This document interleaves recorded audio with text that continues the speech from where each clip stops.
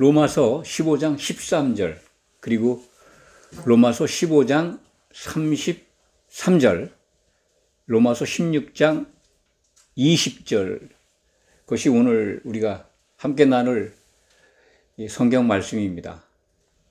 이 짧은 문장으로 되어 있습니다. 세 군데에 기록된 말씀을 가지고 은혜를 나누겠습니다. 공통점은 평강이죠. 기쁨과 평강. 로마서 15장 13절 소망의 하나님이 모든 기쁨과 평강을 믿음 안에서 너희에게 충만하게 하사 성령의 능력으로 소망이 넘치게 하시기를 원하노라. 로마서 15장 33절 평강의 하나님께서 너희 모든 사람과 함께 계실지어다. 로마서 16장 20절입니다. 평강의 하나님께서 속히 사탄을 너희 발 아래에서 상하게 하시리라. 우리 주 예수의 은혜가 너희에게 있을지어다. 이 마지막 인사죠. 로마 교회의 평강의 하나님. 예수님이 부활 후 첫 번째로 사도들을 만난 공간이 마가의 다락방이죠. 마가의 다락방 문을 꽉 잠갔을 때 사도들이 벌벌 떨고 있었죠. 무서워서. 그래서 마가의 다락방 문을 다 닫고 있는데 예수님께서 어떻게 들어오셨는지 상상이 안 가지만은 영체니까 영의 몸을 입으신 예수님이 통과해서 그 문들을 통과해서 사도들 앞에는 몸을 가지신 몸으로 딱 등장하셨습니다. 사도들 앞에 나타나신 다음에 제일 먼저 하신 말씀이 기억나십니까? 너희에게 평강이 있을지어다. 요한복음 19장 19절 이하에 3번 나옵니다. 2번은 처음 나타나셨을 때 하십니다. 너희에게 평강이 있을지어다. 그리고 너희가 성령을 받게 될 것이다. 그리고 평강이 있을지어다. 그리고 여드레 후에 같은 문장에 되어 있습니다. 요한복음 19장에 보시면 19절 이하에 보시면 26절인가요? 여드레 지나서 다시 나타나셔서 너희에게 평강이 있을지어다. 이게 3번 평강을 강조해서 말씀하신 것이 요한복음 19장에 기록되어 있습니다. 그만큼 사도들에게 예수님께서 주고 싶은 예수님 안에 있는 평강, 예수님께서 꼭 주고 싶었던 것이 예수님 안에 있는 평강이었습니다. 그런데 예수님이 이제 승천하시면 그 예수님께 있는 평강을 사도들이 받을 수가 없잖아요. 그래서 그 말씀을 하신 것 같습니다. 예수님이 부활, 승천하신 다음에는 이 평강을 주시는 보혜사 성령이 열흘 후에나 사도들에게 임하기 때문에 그래서 사도들을 만날 적마다 평강을 강조하셨다. 이렇게 우리는 이해를 합니다. 오늘 로마서 15장 13절에 이 기쁨과 평강이 너에게 충만히 있어야 되는데 이 성령의 능력으로 이런 말씀이 표현되어 있죠. 소망의 하나님이 여기서 소망의 하나님이라고 기록되어 있습니다. 평강의 하나님이 너희를 믿음 안에서 성령의 능력으로 기쁨과 평강을 주시기를 원하노라. 그렇게 우리가 이해해도 됩니다. 기쁨과 평강은 성령 안에서만 우리가 받을 수 있는 거기 때문에 그렇습니다. 15장 33절에도 평강의 하나님께서 너희 모든 사람들과 함께 계실지어다. 사도들도 평강을 강조하고 있어요. 특히 사도 바울은 이 평강을 인사말처럼 쓰고 있습니다. 또 로마서를 마무리하면서도 평강의 하나님이 너희와 함께 계실지어다. 특히 16장 20절에는 평강의 하나님께서 사탄을 너희 발 아래 상하게 하실 것이라고 이렇게 미리 예언하고 있습니다. 속히라는 말씀이 기록되어 있는데 사탄을 우리 발 아래 두는 그 시점은 우리 성도들, 교회 발 아래 두는 때는 백보자 심판 때죠. 성도들이 사탄에 속한 것들을 심판할 때, 최종적으로 백보자 심판 때에서 예수님이 심판주로 계실 때 세상의 왕, 임금 노릇한 사탄이 불못에 던져지잖아요. 그것을 염두에 두고 기록하신 것으로 이해합니다. 그래야 이제 계시록을 보면 이것이 이제 납득이 가죠. 사탄을 온전하게 우리가 발로 밟는 때, 사탄이 사라지는 때잖아요. 그것은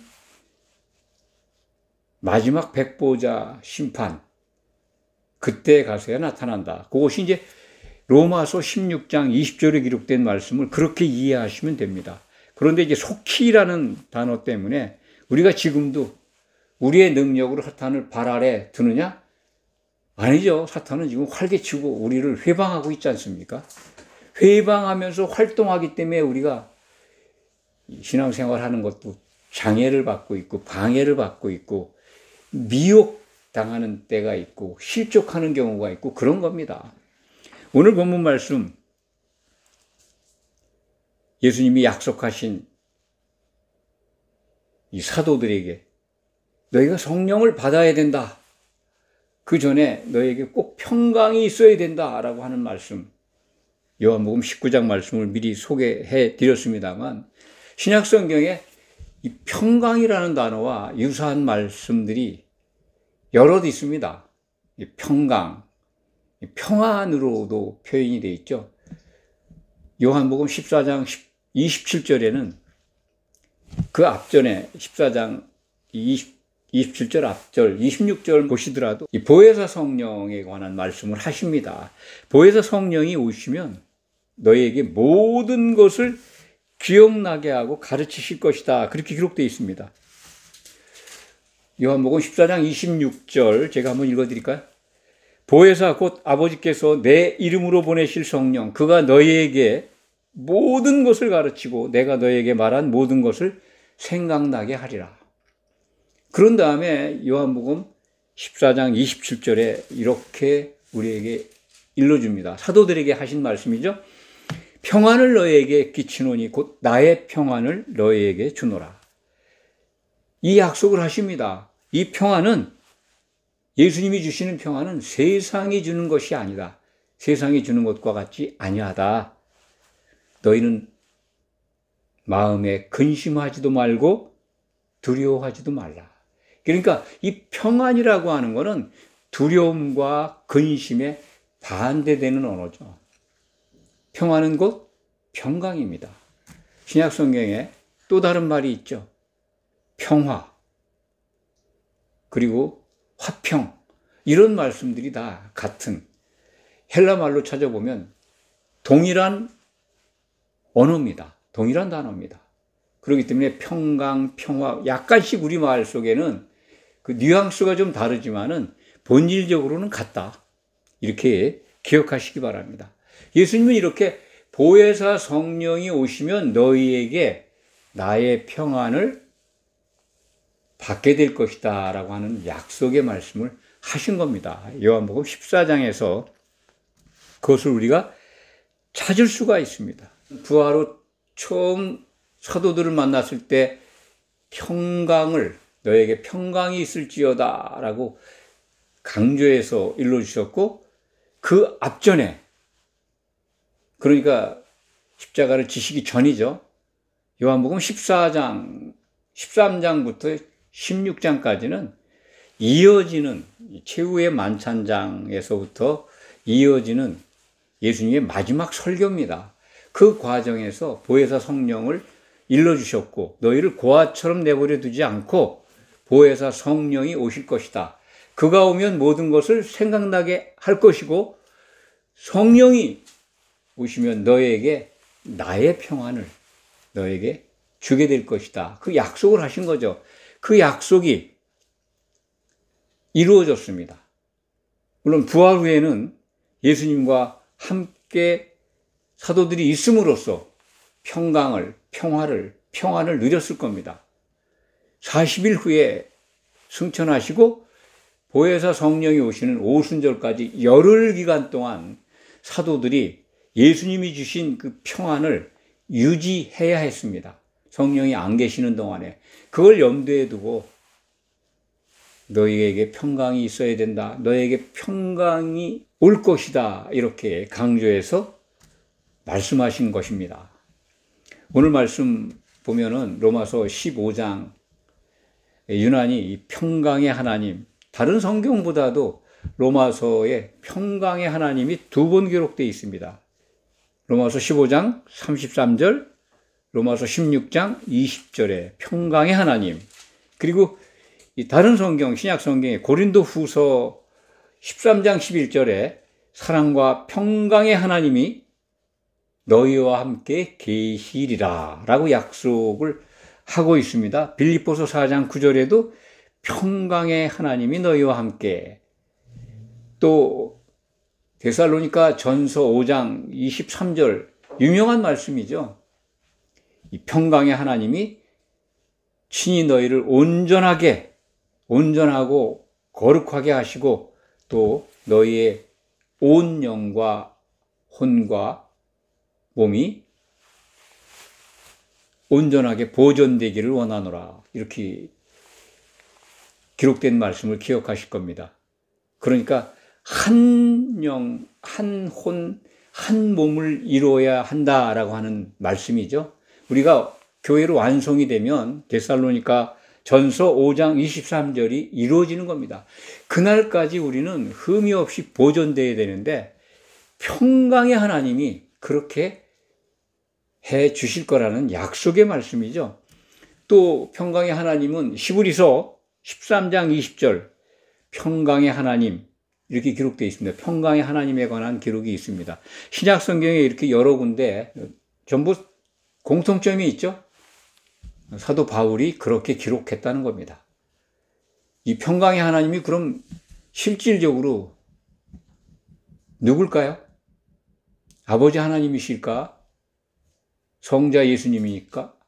성자 예수님이실까? 아니면 보혜사 성령이실까? 평강을 주시는 하나님, 평강의 하나님, 우리와 함께 계시는 하나님이라고 공통점이 있잖아요. 평강의 하나님이 너희와 함께 계실지어다. 우리와 함께 계시는 분이 누구예요? 예수 그리스도의 이름으로 오신 보혜사 성령을 가리키는 말씀입니다. 성령이 너희와 함께 계시기를 사도가 기회 있을 적마다 이렇게 기도하는 겁니다. 우리도 항상 그것을 사도들의 기도에 힘입어서 그들의 소망을 우리가 기쁘게 바라본다면 또 그들의 말을 듣고 온전하게 흠이 없이 교회를 이뤄간다면 우리가 평강의 하나님이신 보혜사 성령과 함께 있는 겁니다. 성령이 함께 하시는 조건이 뭡니까? 성령을 주시는 교회의 기초석, 반석이 된 사도들의 말, 신약 성경에 붙어 있는 겁니다. 거기에 붙어서 생수를 마시면 성령을 마시는 거잖아요. 성령을 딴 데 가서 나 홀로 부르짖고 기도하고 그래서 받는 게 아닙니다. 1차적으로는 사도들의 말을 듣고 예수님이 일러주신 대로 요한복음 17장 20절부터 22절 말씀, 사도들의 말을 듣는 자들을 위해서 예수님이 기도하셨잖아요.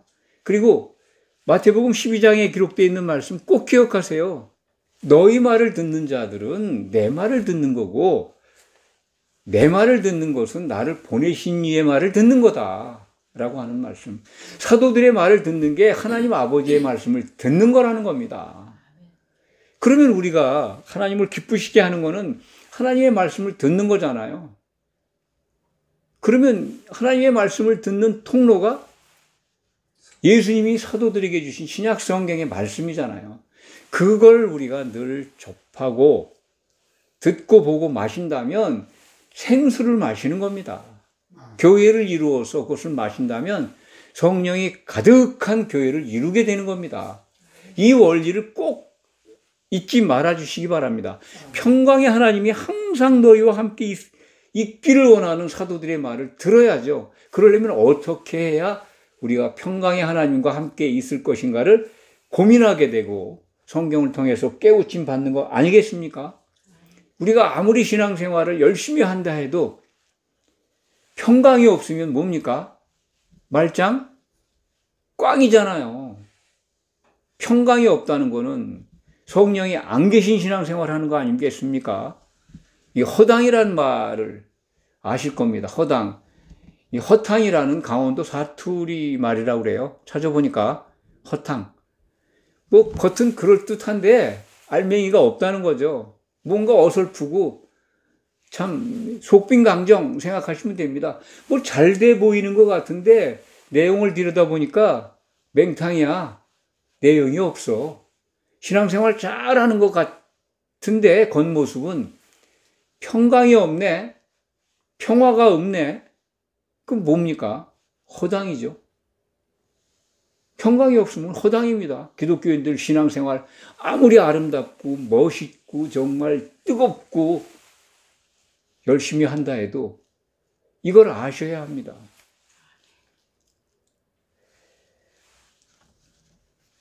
성령은 하나 되게 하시는 분입니다. 평강이 있다는 것은, 성도들 사이에 평화가 있다는 것은 하나 되어 있다는 증거입니다. 한 몸을 이루는 게 평화잖아요. 성령은 하나 되게 하시는 분이라는 걸 꼭 기억하셔야 합니다. 그래서 평화가 있다, 평강이 있다고 하는 것은 한 몸을 이루어가고 있다. 이게 중요하죠. 신실한 믿음으로 나아가고 있다. 이기는 자의 길을 걷고 있는 것이다라고 하는 증표입니다. 평강이 없다. 우리 믿는 기독인들 속에 평강의 증거는 뭘로 나타날까요? 이것도 또 매우 중요합니다. 성도들 속에 있는 말을 통해서 알 수 있습니다. 말은 마음 창고에서 나옵니다. 그 속에 우리들 속에 성령이 역사한다면 우리 입을 통해 나오는 말이 달라집니다. 평화가 넘치죠. 은혜로운 말, 서로 평화로운 말, 아가페 사랑을 나타낼 수 있는 사랑의 언어들이 우리들 속에서 나오게 됩니다. 그게 증거입니다. 오늘 말씀을 듣는 성도 여러분, 신앙생활 속에서 내 속에 정말 성령이 주시는 평강이 있는가, 우리 속에 흐르고 있는가, 그걸 점검해 보시기 바랍니다. 이게 참 중요합니다. 기도하겠습니다.